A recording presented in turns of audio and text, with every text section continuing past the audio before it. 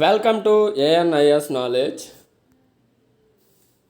వే to లాభసాన సిరీస్లో భాగంగా ఈరోజు మనం గ్రూప్ ఏ సర్వీసెస్ గురించి డిస్కస్ చేసుకుందాం.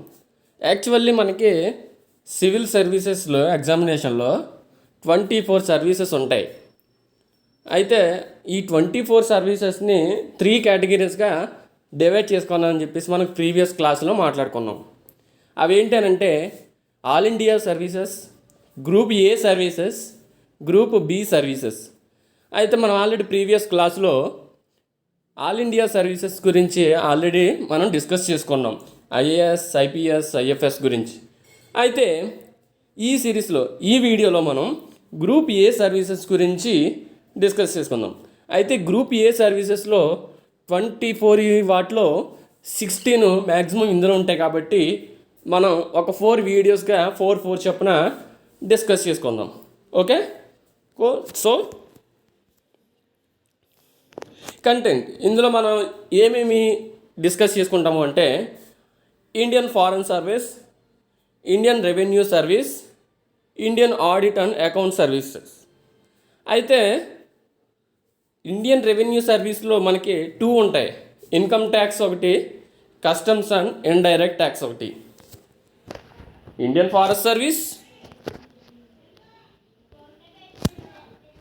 Indian forest service, Indian revenue service income tax, Indian revenue service customs and indirect tax, Indian audit and account services.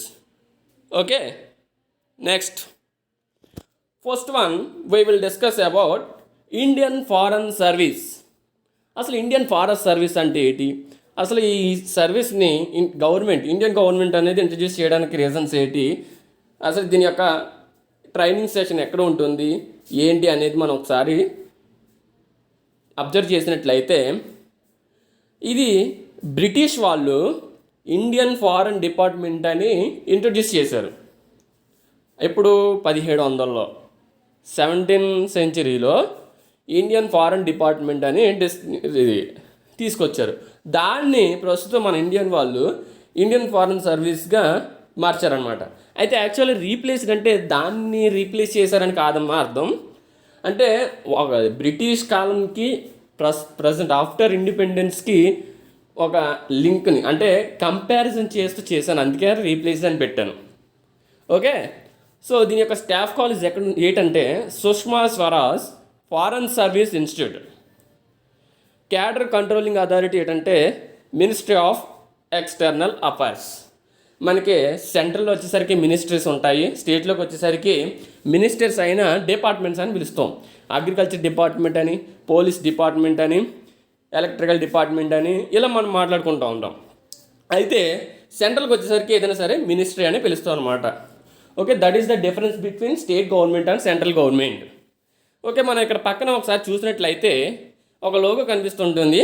ఈ logo దేనికి సంబంధించిందంటే ఇండియన్ ఫారెన్ సర్వీస్కి సంబంధించినటువంటి లోగో. సో దీని యొక్క హిస్టరీ కనుక మనం అబ్జర్వ్ చేసినట్లయితే దీన్ని 1783లో 1783లో బోర్డ్ ఆఫ్ డైరెక్టర్స్, ఒకప్పుడు ఈస్ట్ ఇండియా కంపెనీ అనేది మన ఇండియాని రూల్ చేస్తున్న సమయంలో బోర్డ్ ఆఫ్ డైరెక్టర్స్ అనేది చాలా ఇంపార్టెంట్ కీ రోల్ని ప్లే చేసేవాళ్ళు. ఏదైనా ఒక డిసిషన్ మేకింగ్లోనైనా దేంట్లోనైనా సరే. అది మన సబ్జెక్ట్లోకి వెళ్ళినప్పుడు క్లాసెస్లో డిస్కస్ చేసుకుందాం. అయితే వాళ్ళు ఫోర్ట్ విలియంలో ఒక రెజల్యూషన్ని పాస్ చేశారు. ఇప్పుడు 1783లో. అదేంటనంటే ఇండియన్ ఫారెన్ డిపార్ట్మెంట్ అని ఒక డిపార్ట్మెంట్ ఇంట్రడ్యూస్ చేద్దాము. ఈ డిపార్ట్మెంట్ వల్ల మనకు ఉన్నటువంటి యూజెస్ ఏంటంటే మన అదర్ కంట్రీస్లో ఉన్నటువంటి యూరోపియన్స్ ఎవరైతే ఉన్నారో వాళ్ళతో ఇంటరాక్ట్ అవ్వడానికి ఒక అవకాశం ఉంటుందని చెప్పేసి ఫోర్ట్ విలియంలో బోర్డ్ ఆఫ్ డైరెక్టర్స్ ఏం చేశారంటే ఒక రెజల్యూషన్ పాస్ చేసి ఇండియన్ ఫారెన్ డిపార్ట్మెంట్ని ఇంట్రడ్యూస్ చేయడం జరిగింది. అయితే 1843లో గవర్నర్ జనరల్ ఆఫ్ ఇండియా అయినటువంటి ఎడ్వర్డ్ లా అనేవారు మళ్ళీ ఏం చేశారంటే దీని యొక్క అడ్మినిస్ట్రేటివ్కి ఒక రిఫార్మ్స్ని తీసుకొచ్చి సెక్రటరీస్తో కలిపినటువంటి ఒక 4 డిపార్ట్మెంట్స్ని తీసుకొచ్చి ఆ 4 డిపార్ట్మెంట్స్ని ఈ ఫారెన్ డిపార్ట్మెంట్తో లింక్ చేశాడు. అవి ఏంటనంటే railway service, Indian post service and other services. Like imperial service అనమాట. ఓకే, సో ఈ 4 డిపార్ట్మెంట్స్ని ఈ ఫారెన్ డిపార్ట్మెంట్తో లింక్ చేశారు. అయితే ఆ తర్వాత ఫర్దర్గా ఏమైందంటే మనకి ఇండిపెండెన్స్ వచ్చే సమయానికి 1946 అక్టోబర్ 9న ఇండియన్ గవర్నమెంట్ ఏం చేసిందంటే ఇండియన్ ఫారెన్ సర్వీస్ని ఎస్టాబ్లిష్ చేసి డిప్లొమాటిక్ రిలేషన్స్ని స్టార్ట్ చేశారనమాట. అయితే అందుకనే మనం అక్టోబర్ 9ని ఏమని పిలుస్తామంటే ఇండియన్ ఫారెన్ సర్వీస్ డేగా కూడా పిలుస్తూ ఉంటారు. Next diplomatic hierarchy. అంటే డిప్లొమాటిక్ హైరార్చీ హైరార్చీ అంటే ఈజ్ నథింగ్ బట్ స్థాయి. తెలుగులో స్థాయి అంటే ఇంగ్లీష్లో స్టేజెస్ అన్నమాట. అంటే లోయర్ స్టేజ్ నుంచి హయ్యర్ స్టేజ్కి ఎలా ఉంటుందో మనం ఒకసారి డిస్కస్ చేసుకున్నట్లయితే లోయర్ స్టేజ్ ఏంటంటే అసిస్టెంట్ అటాచీ, తర్వాత అటాచీ, తర్వాత థర్డ్ సెక్రటరీ, తర్వాత సెకండ్ సెక్రటరీ, తర్వాత first secretary, counsellor, minister, finally the best higher position is ambassador. Okay, assistant attache అంటే మన ఫారెన్ సర్వీస్ అయినప్పుడు మనకు వచ్చేటువంటిది అసిస్టెంట్, తర్వాత అటాచీ వస్తుంది, తర్వాత సెక్రటరీ లెవెల్స్ వస్తాయి, సెక్రటరీ లెవెల్స్ తర్వాత కౌన్సిలర్ వస్తుంది, కౌన్సిలర్ తర్వాత మనకి ఒకవేళ ఉంటే మినిస్టర్ అయ్యే అవకాశాలు కూడా మనకు అవకాశం ఉందన్నమాట. ఎప్పుడైతే మనం మినిస్ట్రీ అయ్యామో ఆ తర్వాత అంబాసిడర్గా ఈ ఇండియన్ ఫారెన్ సర్వీస్ వాళ్ళకి ద బెస్ట్ చాయిస్ అనేది ఉంటుందన్నమాట. అంబాసిడర్ అంటే అర్థం ఏంటంటే ఒక దేశంలో ఉన్నటువంటి ఒక వ్యక్తి వేరే దేశంలో తన వ్యక్తుల గురించి ఒక డిప్లొమాటిక్ రిలేషన్ని మెయింటైన్ చేసేటువంటి ఒక హయ్యర్ కేటగిరీ పోస్ట్నే అంబాసిడర్గా అంటాం.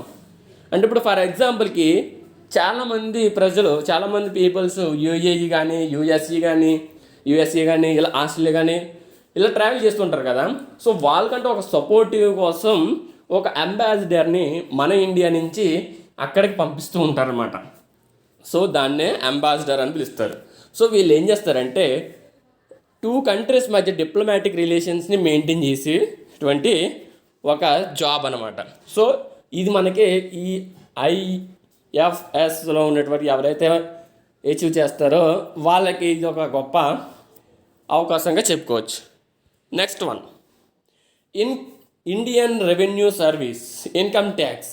అంటే ఇండియన్ రెవెన్యూ సర్వీస్లో మనకి ఇన్కమ్ ట్యాక్స్ ఉంటుంది, కస్టమ్స్ ఇండైరెక్ట్ ట్యాక్స్ అనేది ఉంటుందన్నమాట. యాక్చువల్లీ మనం ఒకసారి ఇన్కమ్ ట్యాక్స్ కనుక మనం ఒకసారి డిస్కస్ చేసుకున్నట్లయితే ఇన్కమ్ ట్యాక్స్ అనేది ప్రస్తుత జనరేషన్స్లో చాలా కీ రోల్ ప్లే చేస్తుంది అనమాట. అంటే ఇండియా ఇన్కమ్ సాధిస్తుంది అంటే అది దేని మీద అంటే ఒక ట్యాక్స్ మీద ఎక్కువగా ఇన్కమ్ అనేది వస్తూ ఉంటుంది అనమాట. స్లాబ్లు వేరుగా కావచ్చు, లేకపోతే గూడ్స్ మీద ఇండైరెక్ట్గా వేసేటువంటి ట్యాక్స్ కావచ్చు, ఇవన్నీ కూడా ట్యాక్స్ కీ రోల్ ప్లే చేస్తూ ఉంటుందన్నమాట. అది ఒకప్పుడు ఇన్కమ్ ట్యాక్స్ డిపార్ట్మెంట్గా బ్రిటిష్ వాళ్ళు ఇంట్రడ్యూస్ చేశారు. ఆ తర్వాత మన ఇండియన్ రెవెన్యూ సర్వీస్ ఇన్కమ్ ట్యాక్స్గా ఒక డిపార్ట్మెంట్ని ఇంట్రడ్యూస్ చేయడం అనేది జరిగిందనమాట. దీని యొక్క స్టాఫ్ కాలేజ్ చూసినట్లయితే national academy of direct taxes, ఇది ఇన్కమ్ ట్యాక్స్ యొక్క staff college is nothing but trainee అనమాట. ట్రైనీ ఇన్స్టిట్యూట్ అని పిలుస్తాం. Okay, next cadre controlling authority. Indian revenue సర్వీస్కి క్యాడర్ కంట్రోలింగ్ అథారిటీ ఏంటంటే department of revenue and ministry of finance. ఈ రెండు కూడా Indian revenue service income tax మరియు కస్టమ్స్ అండ్ ఇండైరెక్ట్ ట్యాక్స్ రెండాటిలో కూడా వీళ్ళే మెయింటైన్ చేస్తారనమాట.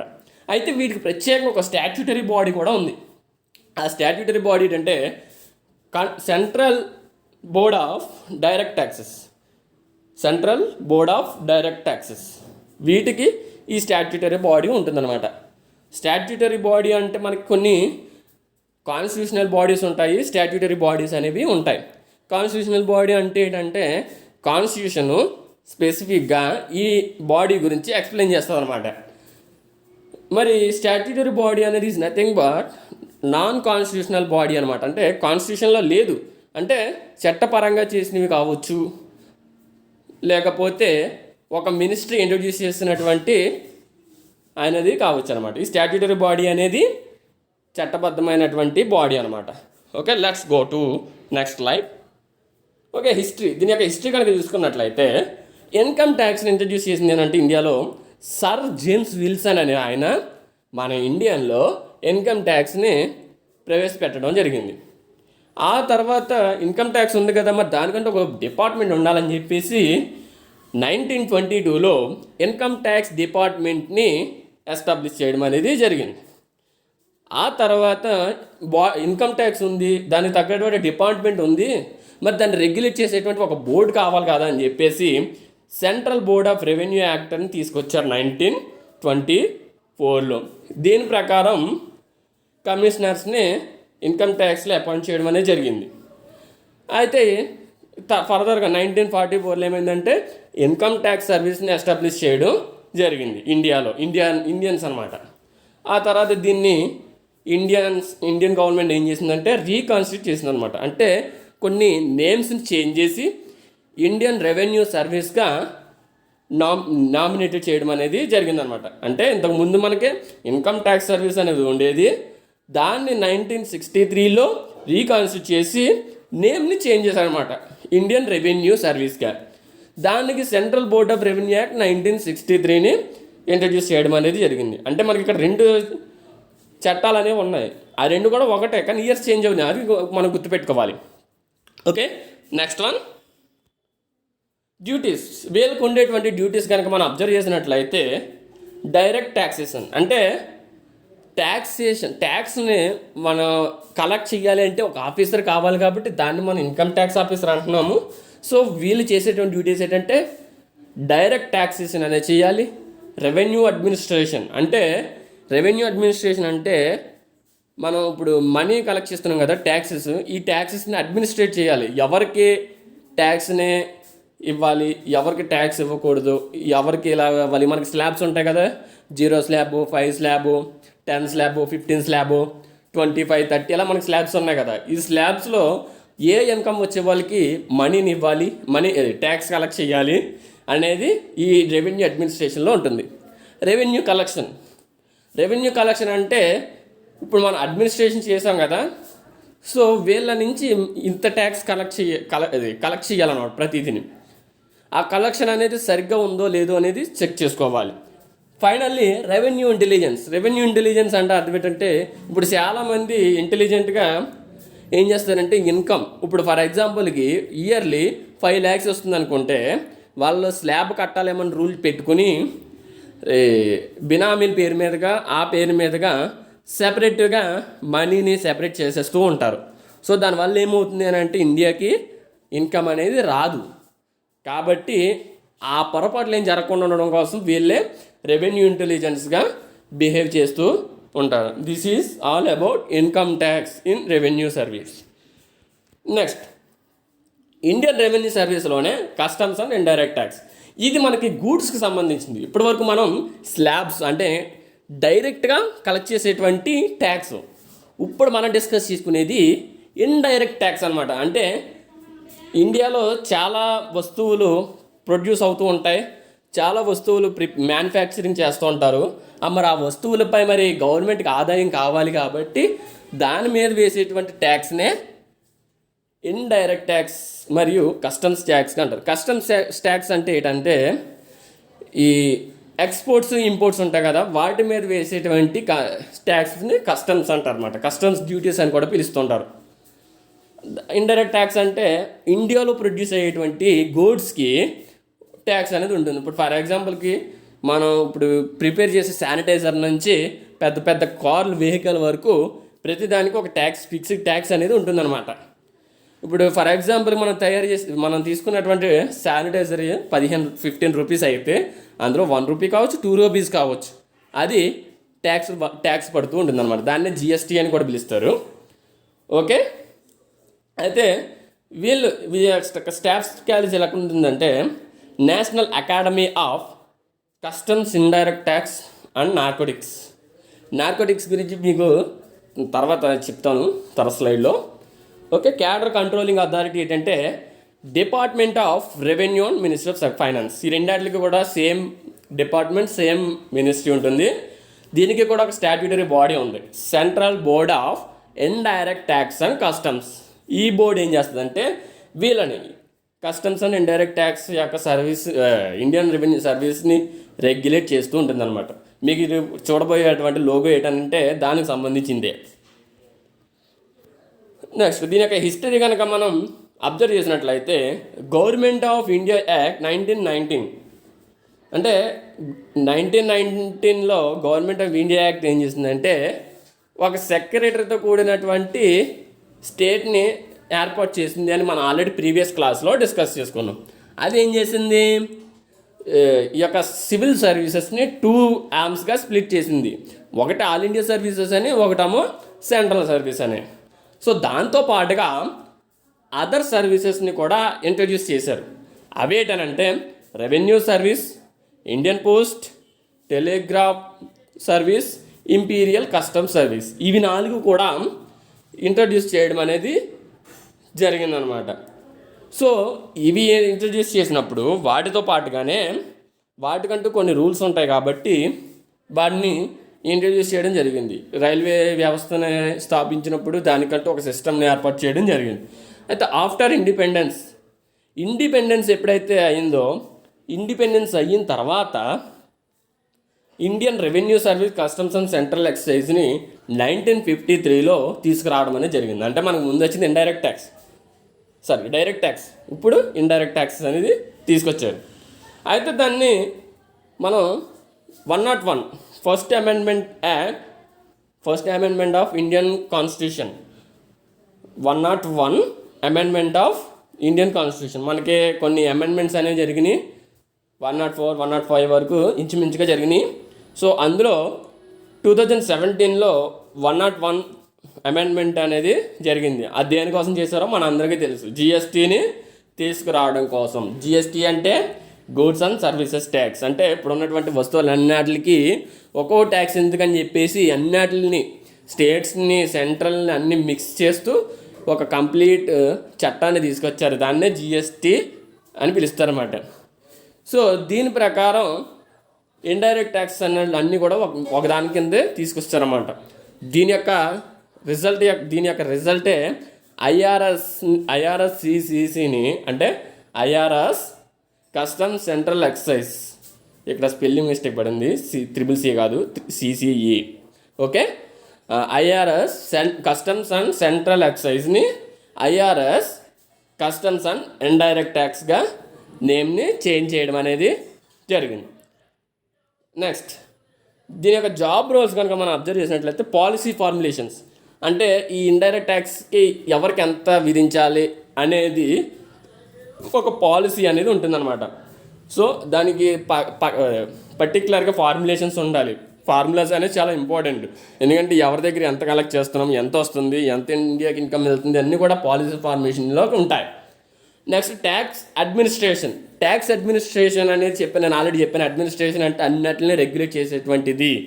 సో ట్యాక్స్ కంటే ఒక అడ్మినిస్ట్రేషన్ ఉంటుంది కాబట్టి ఆ అడ్మినిస్ట్రేషన్ ఈ కస్టమ్స్ అండ్ ఇండైరెక్ట్ ట్యాక్స్కి ఒకటి ఉంటుంది, ఇన్కమ్ ట్యాక్స్కి ఒకలా ఉంటుంది. సో నెక్స్ట్ ఏంటంటే ద బెస్ట్ ఏంటంటే global crusade black money. Spelling mistake పడిందమ్మా, బ్లాక్ మనీ ఓలేదు, టైపింగ్లో చిన్న చేంజ్ అయ్యింది, sorry to inconvenience. Okay, global crusade black money అంటే మనకు తెలుసు, నల్లధనం అని కూడా పిలుస్తూ ఉంటాము. అది ఎలా జరుగుతుందో కూడా చాలామందికి తెలుసు, చాలామందికి తెలియకపోవచ్చు.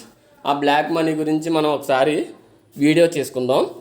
అయితే బ్లాక్ మనీ అంటే సింపుల్గా చెప్పాలి అంటే మన ఇండియాలో ఉన్నటువంటి మనీని వేరే దేశంలోకి తీసుకెళ్ళి ఆ వేరే దేశంలో మళ్ళీ వేరే విధంగా మార్చి ఇండియాలోకి మనీని తీసుకొస్తూ ఉంటాం కదా, దాన్ని మనీ లాండరింగ్ అంటారు. సో అదే ఒక ప్రాసెస్. ఇంకోటి ఏంటంటే బ్లాక్ మనీ అంటే ఇంకా సింపుల్గా చెప్పాలంటే ఎవరైతే ట్యాక్స్ కట్టాలో ఆ ట్యాక్స్ ఎగ్గొట్టేసి దాచుకునే డబ్బునే నల్లధనం లేదా బ్లాక్ మనీగా కూడా పిలుస్తారన్నమాట. ఈ మనీనే మనీ లాండరింగ్ విధానంలో వైట్ మనీగా చేంజ్ చేస్తూ ఉంటారు. మీరు ఆల్రెడీ ఒక శివాజీ సినిమా చూసి ఉంటారు.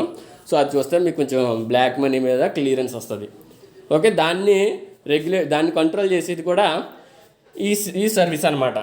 Next serving other ministries. కొన్ని మినిస్టర్స్ ఉంటాయి కదా, చెప్పాను ఆల్రెడీ. మినిస్టర్స్ అనేవాళ్ళు ట్యాక్స్ కట్టాలి, ఆ ట్యాక్స్ అనేది కడుతున్నారా లేదా అన్నీ చూసేది ఈ ఈ సర్వీసే చూస్తూ ఉంటుంది. Next international bilateral multinational negotiations, అంటే కొన్ని కొన్ని దేశాల్లో స్లాబ్స్ వేరుగా డిఫరెంట్గా ఉంటాయి. వాళ్ళతో కాంటాక్ట్ అవ్వడం, వాళ్ళ మధ్యన నెగోషియేషన్స్ జరపడం అన్నీ కూడా ఈ సర్వీస్లోకే వస్తాయి. నెక్స్ట్ రెవెన్యూ ఇంటెలిజెన్స్, సేమ్ ఏమైనా మిస్టేక్స్ జరిగితే ఆ మిస్టేక్స్ని వీళ్ళు చేస్తారన్నమాట. Next finally anti smuggling and narcotics control, అంటే ఇప్పుడు ప్రస్తుత కాలంలో చాలామంది అడ్డుదారిలో వెళ్ళిపోతూ ఉంటారు. ఏంటనంటే సింపుల్గా చెప్పాలి అంటే డ్రగ్స్ అనేవి ఇప్పుడు చాలా ఇంపార్టెంట్ రోల్ ప్లే చేస్తుంది. అవి ప్లేయింగ్ గేమ్స్లో కావచ్చు, లేకపోతే మత్తుకి కావచ్చు, లేకపోతే ఎనర్జీ కోసం ఏం చేస్తున్నారంటే కొన్ని నార్కోటిక్స్ని, డ్రగ్స్ని వాడుతూ ఉన్నారన్నమాట. సో వాటిని కూడా కంట్రోల్ చేయడానికి రెవెన్యూ సర్వీస్ అనేది చాలా ఇంపార్టెంట్ రోల్ ప్లే చేస్తుంది. సో మన ఇండియన్ రెవెన్యూ సర్వీస్ కూడా చాలా ఇంపార్టెంట్. ఇందులో కనుక జాబ్స్ వచ్చిన వాళ్ళు ఫ్యూచర్లో మంచి లైఫ్ కూడా ఉంటుంది. So that's all. ఫైనల్లీ మనం డిస్కస్ చేసుకోబోయేది ఏంటంటే Indian audit and account service అనమాట. ఇది చాలామంది అనుకుంటారంటే ఈ జాబ్ని ఐఏఎస్ అనేది మ్యాక్సిమం ఏం చేస్తుందంటే దాచేస్తుంది అనమాట. సింపుల్గా చెప్పాలి అంటే చాలామంది ఐఏఎస్ మీద ఇంట్రెస్ట్ చూపించి కొన్ని జాబ్స్ని ఇంట్రెస్ట్గా చూపించట్లేదు. కానీ 100% జాబ్ సాటిస్ఫాక్షన్ ఉన్నటువంటిది ఏంటంటే Indian audit and account service అనమాట. ఇది 100% జాబ్ సాటిస్ఫాక్షన్ ఉంటుంది. ఎందుకంటే దీనిలో ఉన్నటువంటి స్పెషల్ ఏంటంటే మనం చెప్పుకున్నటువంటి చెప్పుకోబోయేటువంటి సర్వీసెస్ అంటే 24 సర్వీసెస్ ఉన్నాయి కదా. ఈ 24లో ఇది ఒక సర్వీస్ కాబట్టి మిగిలిన 23 సర్వీసెస్ని ఈ Indian audit and account service ఏం చేస్తుందంటే రెగ్యులేట్ చేస్తుంది మనీ విషయంలో. అంటే వాళ్ళు ఏదైనా మిస్టేక్ చేశారా, ఆ మిస్టేక్ని వీళ్ళే కరెక్ట్ చేయాలి. అంటే ఇప్పుడు ఏదైనా చిన్న మనీ విషయంలో కానీ దాంట్లో ప్రాబ్లం వచ్చిందనుకో, ఆడిట్ పెట్టమంటారు. ఈ ఆడిట్ అనేది వీళ్ళే చేయాలన్నమాట. సో ఇది 100% జాబ్ సాటిస్ఫాక్షన్. మరియు ఎవరి యొక్క అంటే కొన్నిటిలో ఇంటర్వెన్షన్స్ ఉంటాయి, మినిస్ట్రీ ఇంటర్వెన్షన్స్ ఉంటాయి. అంటే ఏదైనా చిన్న ప్రాబ్లం వచ్చిందనుకో వేరే సర్వీసెస్ ఏం చేస్తాయి. ఇప్పుడు ఫర్ ఎగ్జాంపుల్కి ఒక మినిస్టర్ అనేవాడు ఎవరో ఒకరిని మర్డర్ చేయడం ఎదురు చేశారు. సో ఐపీఎస్ ఆఫీసర్ ఏం చేస్తారు, అతను అరెస్ట్ చేస్తాడు. సో మిగిలిన మినిస్టర్స్ ఏం చేస్తారు, ఇన్ఫ్లుయెన్స్ ఉపయోగించి అతన్ని ఎస్కేప్ చేయడానికి ప్రయత్నిస్తారు. కానీ ఈ సర్వీస్లో అట్లా జరగదు. ఎందుకంటే ఎవరి మినిస్టర్స్ యొక్క ఇంటర్వెన్షన్స్ అనేవి ఇందులో ఉండవు. అయితే దీని యొక్క బయోపిక్ వెళ్తే కనుక దీనికి Indian audit and accounts department అనేది ఉంటుంది. నెక్స్ట్ స్టాఫ్ కాలేజ్ ఏంటంటే national academy of audit and accounts అనమాట. ఇది సిమ్లాలో ఉంటుంది దీని యొక్క ట్రైనింగ్ ఇన్స్టిట్యూట్.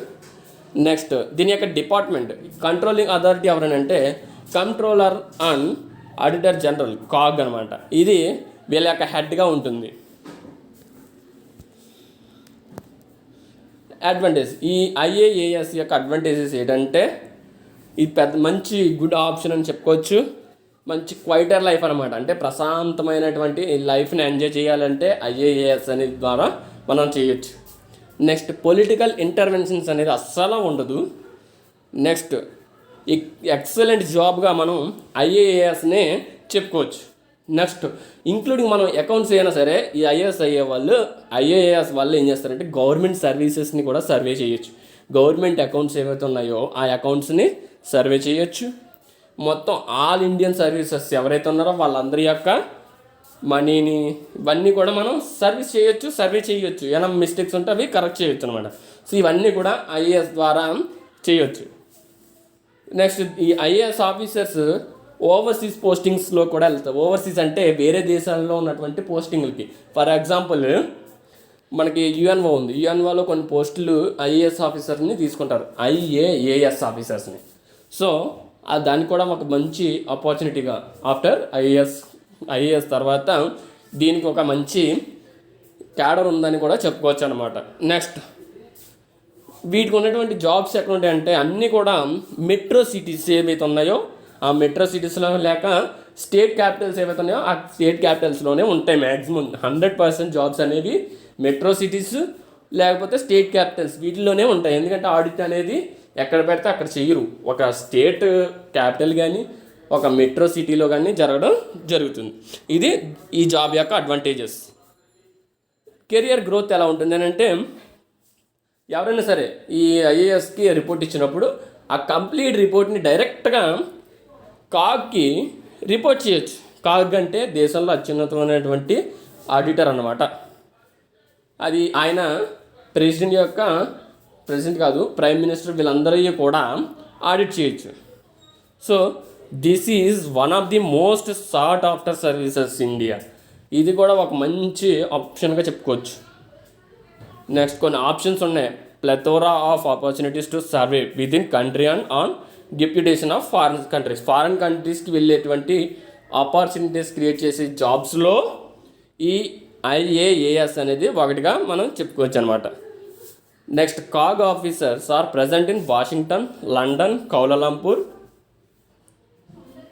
అంటే కాగ్ ఉన్నటువంటి ఆఫీసెస్ ఎక్కడ ఉన్నాయంటే వాషింగ్టన్, లండన్, కౌలాలంపూర్ అనమాట. Next IAS cadre officers have opportunity to be posted in offices in these locations. అంటే ఆఫీసెస్ ఎక్కడైతే ఉన్నాయో ఆ ఆఫీసెస్లోనే పోస్టర్స్ అనేవి ఇవ్వడం అనేది జరుగుతుంది. అంటే దీన్ని బట్టి మనకి ఏం అర్థమవుతుంది, మెట్రో సిటీస్ క్యాపిటల్ స్టేట్స్లోనే జాబ్స్ అనేవి మ్యాక్సిమం ఉంటాయి. నెక్స్ట్ వర్క్ కూడా ఓవర్ వర్క్ అనేది ఉండదు, సింపుల్గానే జాబ్ సాటిస్ఫాక్షన్ 100% జాబ్ సాటిస్ఫాక్షన్ ఉండేటువంటి ఈ జాబ్ ఏంటనంటే ఈ IAAS అనమాట. ఏం లేదు, అకౌంట్స్ని సర్వే చేస్తారు, ఆడిట్ చేస్తారు. ఆడిట్ చేసిన తర్వాత ఏమైనా మిస్టేక్స్ ఏమైనా చేస్తే అవి రెవెన్యూ ఇంటెలిజెన్స్ కానీ దేనికో దానికి అప్పచెప్తారనమాట. ఇప్పుడు కాగ్కి రిపోర్ట్ ఇచ్చిన తర్వాత కాగ్ యొక్క డిసిషన్ బట్టి ఏంటి అనేది నెక్స్ట్ అనేది జరుగుతుంది. సో కాబట్టి మిగిలిన జాబ్స్తో పోల్చుకుంటే ఇది 100% job satisfaction. So thank you for all everyone. So ఈ వీడియో కనుక మీకు నచ్చినట్లయితే లైక్ చేయండి, షేర్ చేయండి. ఎందుకంటే మీకు మీ ఫ్రెండ్స్కి కూడా తెలియాలి కాబట్టి వాళ్ళు కూడా ఈ క్లాసెస్ విని, అంటే ఇన్ని సర్వీసెస్ ఉన్నాయి, సర్వీసెస్ గురించి మనం క్లియర్గా తెలుసుకునే ఒక అవకాశం ఉంటుంది కాబట్టి ప్రతి ఒక్కరికి షేర్ చేయండి. ఈ వీడియో పూర్తిగా వినండి, విన్న తర్వాతే ఏంటనేది డిసిషన్ తీసుకోండి. నెక్స్ట్ కొన్ని సర్వీసెస్తో మరొక వీడియో చేద్దాం. Thank you to all.